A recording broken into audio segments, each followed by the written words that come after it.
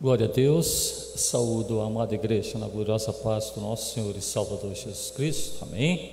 Saúdo também aos meus irmãos que nos acompanham pela live dessa noite, na gloriosa paz do nosso Senhor e Salvador Jesus Cristo. Nós vamos dar início a mais um culto de adoração, louvor e aplicação da palavra de Deus. Nessa noite, convido os amados irmãos aqui presentes, que assim o puderem fazer, que se coloquem de pé para que nós possamos orar, amém. Glória a Deus. Oremos, irmãos. Senhor, mais uma vez nessa noite em que nos reunimos como igreja do Senhor, igreja que te adora em espírito e em verdade, nós agradecemos a Ti.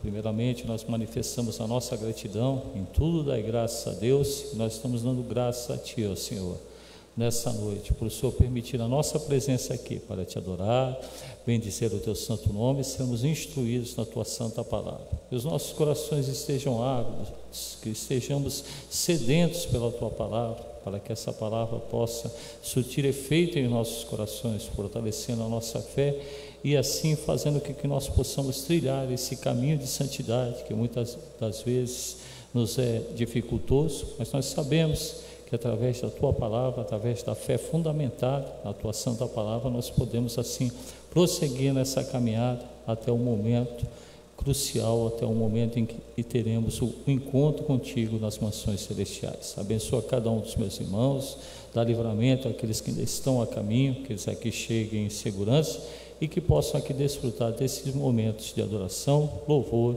e aplicação da Tua santa palavra. No nome de Jesus nós pedimos e no nome de Jesus nós agradecemos. Amém. Podem sentar-se por alguns instantes, meus irmãos. Gostaria de meditar nessa noite no Evangelho de João, no seu capítulo 14, Evangelho de João, capítulo 14. Eu li apenas os 3 primeiros versículos desse capítulo 14, dando mais ênfase ao versículo número 3. Diz assim a palavra de Deus, João 14, versículo 1. Não se turbe o vosso coração, credes em Deus, credes também em mim. Na casa de meu pai há muitas moradas, se assim não fora, eu vou-lhe teria dito, pois vou preparar-vos lugar. E quando eu for e vos preparar lugar, voltarei e vos receberei para mim mesmo, para que onde eu estou, estejais vós também. Amém? Louvado seja o nome de Jesus. Você, talvez, como eu, já tenha recebido uma pergunta no sentido: o que vocês creem como salvação? O que é a vossa crença? Nós somos muito questionados com relação a isso, principalmente por pessoas que não conhecem a verdadeira crença cristã, pessoas que pertencem a outros segmentos, às outras doutrinas. E quando você explica que a salvação começa pelo convencimento do Espírito Santo, que nós somos pecadores, e assim nós confessamos os nossos pecados e somos remidos pelo sangue de Jesus, nós somos perdoados, além de perdoados nós somos justificados, e assim nós iniciamos o processo de salvação. Mas esse processo de salvação, ele tem um final, e esse final é como nós oramos aqui e entendemos, que o final é a salvação com Jesus Cristo, quando nós teremos um encontro nas mansões celestiais com Jesus Cristo, como a palavra assim nos fala, que aqueles que estiverem vivos na volta de Jesus serão arrebatados em corpos glorificados. Aqueles que já estiverem mortos antes precederão, os vivos ressuscitarão em corpos glorificados. Então essa é a nossa crença, é nesse sentido. E às vezes as pessoas, mas qual a garantia que vocês têm sobre isso, né? Qual a garantia que vocês podem ter que Jesus voltará? O pastor ontem, durante a sua pregação, aliás, pregação bastante impactante, as 7 palavras de Jesus, as 7 palavras falaram comigo, espero que tenham falado com você também, que você tenha entendido e aplicado na sua vida. Mas o pastor fez a seguinte pergunta: a palavra de Jesus é verdade para a sua vida? Uma das perguntas que ele fez, ele iniciou aqui o culto falando do relativismo, essa questão de obediência entre filhos, do filho para com relação ao pai, falando da obediência de Jesus. Mas ele fez essa pergunta: se a palavra de Jesus é verdade para a sua vida? Eu creio que todos nós respondemos que sim. Então, quando nós respondemos uma palavra a um questionamento desse, como é que vocês creem que Jesus voltará? Nós cremos que foi Jesus quem prometeu.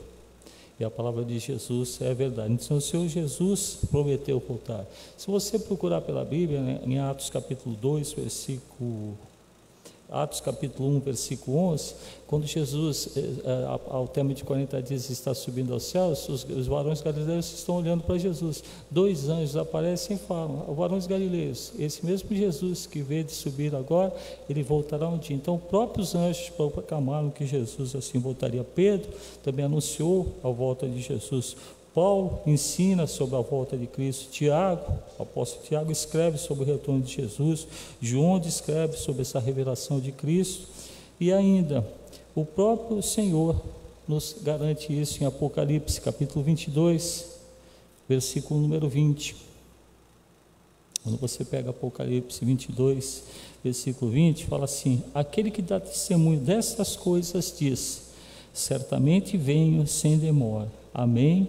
Vem, Senhor Jesus, que traduzindo seria, numa linguagem bíblica, seria Maranata, ora vem Jesus. Então, a nossa garantia é Jesus, a garantia da palavra, porque a palavra de Deus é sempre importante nós entendermos dessa maneira. O pastor Natanael Rinaldi, o saudoso, ele sempre falava, questionava uma questão, né, umas perguntas que ele fazia: a palavra de Deus contém a verdade? As pessoas, assim, de uma forma simplória, dizem que contém a verdade. Então, se ela contém a verdade, ela pode conter a mentira. Então, a palavra de Deus, ela não contém a verdade. A palavra de Deus é a verdade. A verdade absoluta, inquestionável, é aquilo que a Bíblia nos traz. E nós temos a garantia da volta de Jesus, dada por Ele mesmo. Então nós não podemos ter dúvidas com relação a isso. Então hoje o que nós fazemos aqui? Nós fazemos aqui um preparatório em nossas vidas, aguardando que a volta de Jesus. Todo culto tem essa intenção. Nós estamos aqui hoje para adorar ao Senhor, bendizer o seu santo nome, prestar louvores a Ele, sermos instruídos na sua santa palavra, mas tem uma finalidade tudo isso nesse processo que se chama salvação. A finalidade é nós nos prepararmos espiritualmente para a volta de Jesus. Cada dia que passa, cada culto que nós fazemos, nós devemos aumentar o nosso grau de preparação para a volta de Jesus. Nós temos que almejar como Paulo. Quando você pega os escritos de Paulo, ele fala o quê? E nós, os que estivermos vivos, seremos arrebatados. O que a gente entende com isso? Que Paulo tinha na sua mente a iminente volta de Jesus para aquele tempo. Não voltou no tempo de Paulo, que Paulo acabou morrendo, foi para o céu, mas não foi arrebatado em vida.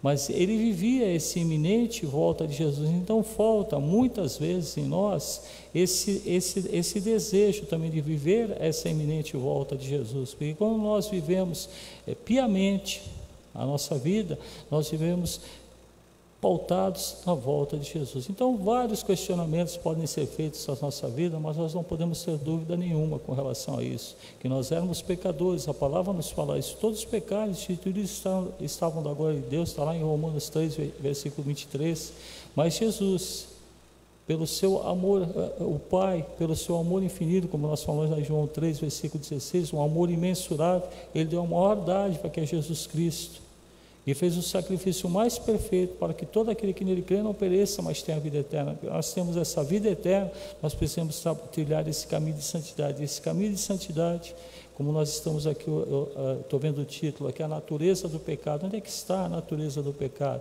A natureza do pecado aconteceu ali no Jardim do Éden, na desobediência do ser humano às ordens divinas. Não sei exatamente se é nesse ponto que o pastor vai prosseguir, mas nós entendemos dessa maneira. Então a nossa obediência à palavra de Deus faz com que nós neguemos a natureza do pecado, porque passamos a ser obedientes à palavra de Deus. Então que nós sigamos. Essa noite você está aqui prestando culto ao nosso Senhor e Salvador Jesus Cristo. Por isso que ele fala que estão 2 ou 3 reunidos no meu nome, eu estou presente. Então Jesus se faz presente aqui nessa noite. Mais importante que eu, mais importante que o pastor, mais importante que qualquer outro irmão que possa estar aqui nessa noite, a presença de Jesus Cristo. Que nós talvez não possamos visualmente assim contemplar a visão de Jesus, mas espiritualmente nos nossos corações nós podemos sentir a presença dele aqui através do Espírito Santo. Então que nessa noite você abra o seu coração, o Espírito Santo preencha o seu coração. Falamos sobre isso aqui na Escola Bíblica do Bel. Se dispa de todo sentimento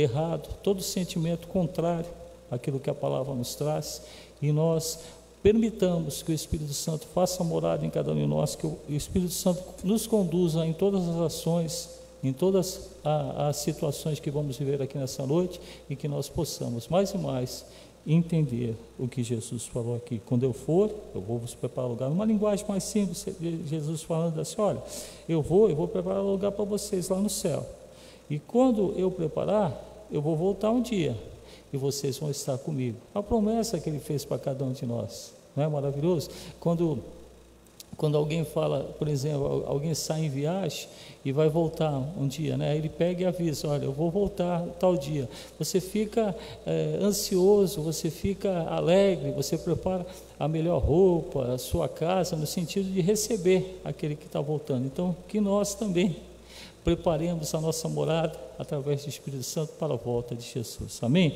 Que Deus te abençoe, Deus te guarde com muito